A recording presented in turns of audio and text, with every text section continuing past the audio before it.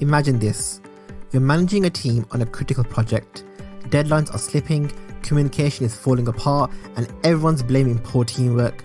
But what if I told you that's not the real problem? Today, we're diving into the first pillar of solving any problem, understanding the problem. By the end of this video, you will see why most solutions fail before they even start. Meet Lisa, the project manager. Her team's performance is sinking fast. She's frustrated and thinks teamwork is the issue, but as we'll see, Lisa's real challenge is uncovering the problem beneath the surface. Here's the thing, what we often call problems are just symptoms. For Lisa, missed deadlines and low morale aren't the core issues, they're clues. Her first step, dig deeper to uncover the root problem. To solve any problem, you need evidence. Lisa starts by gathering data. She conducts surveys, interviews her team, and observes their workflow. Meanwhile, she reviews past project reports to spot patterns she might have missed. Lisa organizes her findings. Qualitative insights reveal what people are saying. Things like, I don't know my responsibilities.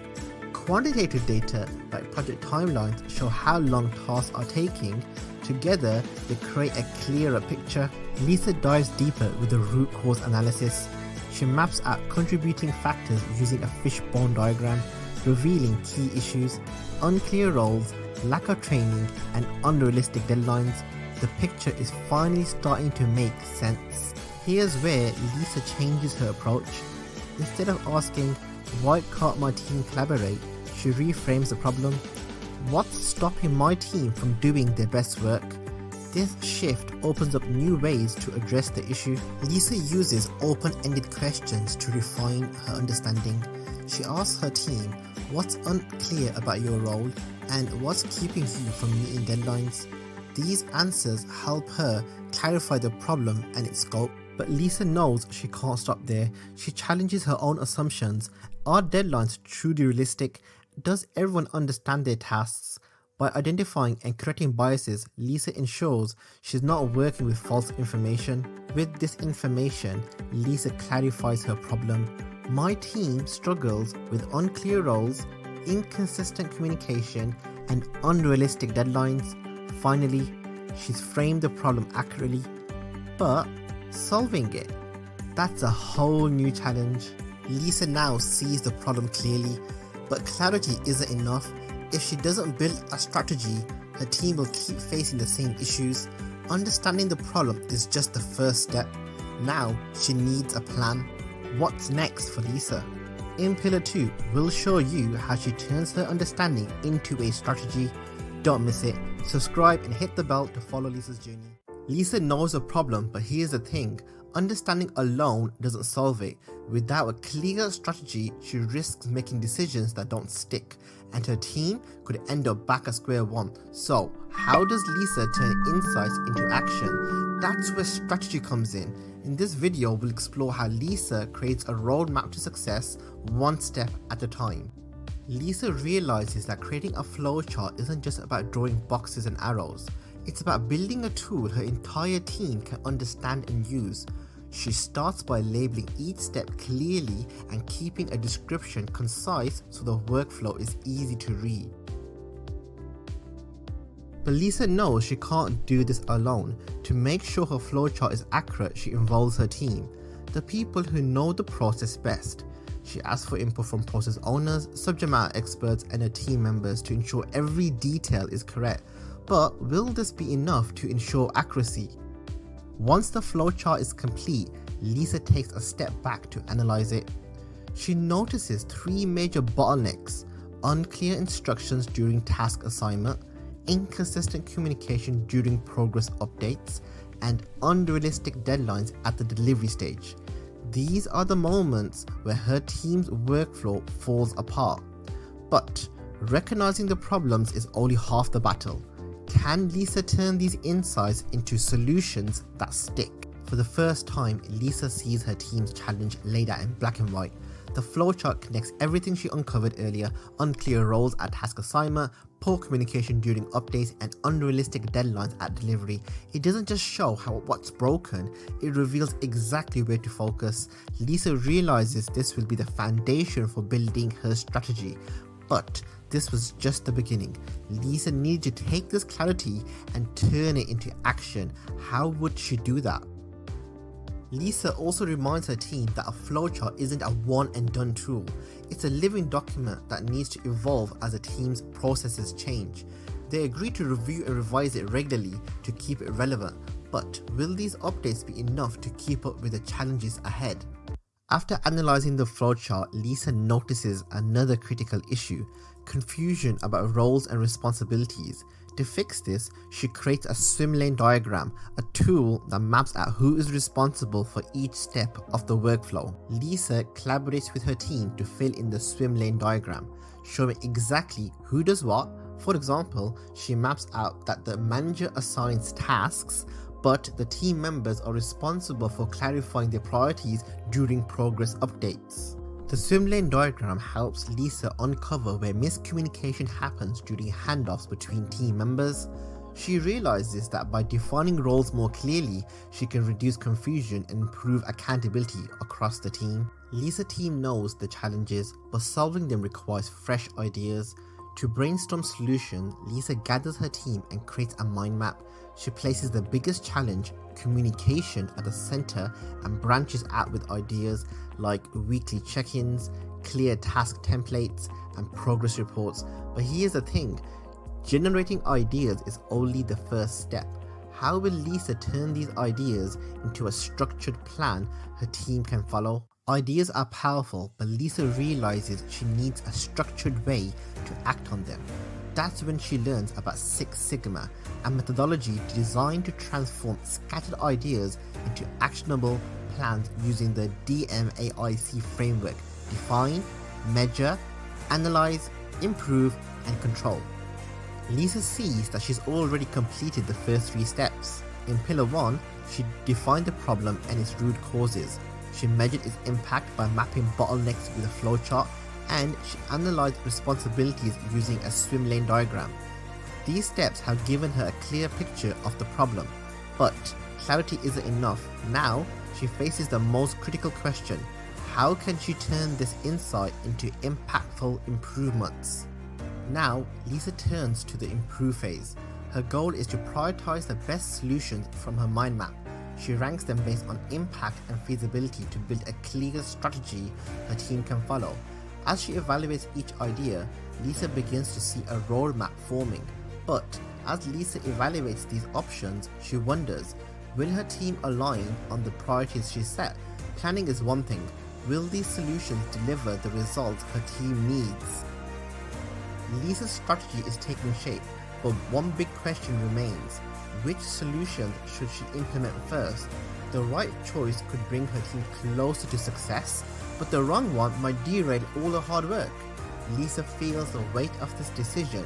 It's a pivotal moment for her team. To make the best choice, she'll need to carefully evaluate her options in the next step. That's where Pillar 3 comes in. But will her team agree on the path forward? Lisa's strategy is in place, but now comes the hard part: deciding which solution to act on first. The wrong decision could waste time and resources, or worse, set her team back even further. To avoid this, Lisa needs a systematic way to evaluate her options. Where should she start? Before making her decision, Lisa reflects on the process so far. In the define phase, she uncovered the root causes of her team's challenge. In the measure phase, she identified bottlenecks in the workflow. Now, in the analyze phase, it's time to evaluate and prioritize the options she's brainstormed. Tools like decision matrices and risk assessments will help her make informed, confident choices. Lisa begins by using a decision matrix, a simple yet powerful tool to evaluate her options. She scores each idea based on 3 criteria: impact, feasibility, and resources required. Weekly check-ins score high on feasibility, while task templates rank highest on impact. But which idea will come out on top? Lisa carefully evaluates each idea using her decision matrix. Weekly check-ins score high on feasibility because they're easy to implement, while task templates rank highest on impact. Progress reports, however, fall short due to the significant time and resources required. But even with this ranking, Lisa wonders, have all the risks been accounted for? Lisa knows scoring alone isn't enough. Even her top choice, weekly check-in, could backfire if a team sees it as another burden. And what about progress reports? They could improve accountability but even overwhelm the team. To dig deeper, Lisa uses a risk assessment to uncover obstacles and plan for them. To evaluate her options further, Lisa turns to a decision tree. This tool helps her map out the possible outcomes of each choice, showing both opportunities and risks. For weekly check-ins, she sees a path to improved communication, but only if a team adopts it successfully. For progress reports, the benefits could be huge, but the risk of delay looms large. Which path leads to the best outcome? After carefully evaluating her options, Lisa feels confident about her choice. Weekly check-ins, but she knows a decision isn't just hers to make. To ensure her team is aligned and committed, she presents her analysis and asks for their input. Together, they agree on the best path forward. Not everyone is convinced about weekly check-ins. One team member speaks up. Don't these meetings take too much time? We already have a packed schedule. Lisa replies, great point. We'll keep these meetings short, just 15 minutes focused on updates. This way, they're productive without being overwhelming. The team nods, appreciating the adjustment. Another team member raises a question. How will we stay organized during these check-ins? We don't want them to go off track. Lisa turns back to the whiteboard, ready to tackle the next concern. Lisa suggests we'll use a simple checklist for each meeting. It'll save time and keep us on track. That way, everyone knows what to prepare and what to expect. The team considers this and nods in agreement. One team member asks, will this actually solve our communication gaps? How can we be sure it will work? Lisa points to the earlier flowchart, connecting weekly check-ins to the team's biggest bottleneck. After addressing the team's concerns, Lisa refines the plan. Thanks everyone. With these adjustments, I think we're ready to make this work. The team agrees enthusiastically, confident in the plan. Lisa realizes she can't implement every idea at once. To maximize results, she uses the Pareto principle, focusing on the 20% of solutions that will yield 80% of the impact. Weekly check-ins and task templates emerge as her top priorities. To prepare for potential challenges, Lisa uses scenario analysis. She asks, what happens if resources are limited, or if the team resists weekly check-ins? By testing different scenarios, Lisa ensures her plan is flexible and ready for real-world conditions. After analyzing potential challenges, Lisa knows it's time to act. She creates an action plan that outlines specific steps, assigns responsibilities, and sets clear deadlines. With this roadmap, her team has everything they need to move forward confidently. With her action plan in place, Lisa feels ready to move forward, but as she reflects, questions linger. Did her team account for hidden biases or assumptions? Could limited resources derail their efforts? And what about perspectives they might have missed? Okay. Lisa knows that execution will bring its own set of challenges. So, with weekly check-ins about to launch, have you thought about potential roadblocks? Absolutely. Hidden biases or unspoken assumptions could really derail the plan. Right. And tight schedules might create unnecessary delays too. Exactly. That's why gathering diverse input through surveys and focus groups can be so valuable. I heard their feedback often reveals blind spots, like overlapping tasks and unclear roles. Yes, this insight can help refine the plan significantly. And as the team prepares, I can see how tight schedules and limited resources might create hurdles. To adapt, revising the format to focus on critical updates could keep things efficient. I like that idea. Introducing a time-boxed agenda could really help with that. Definitely, but not all team members might voice their concerns during decision-making. Introducing an anonymous feedback tool could encourage honest input and reveal areas for improvement. Exactly. Simplifying templates and ensuring everyone feels heard are crucial. During the first weekly check-in, spotting redundant steps can really slow things down. Removing duplication can simplify the workflow and ensure smooth processes.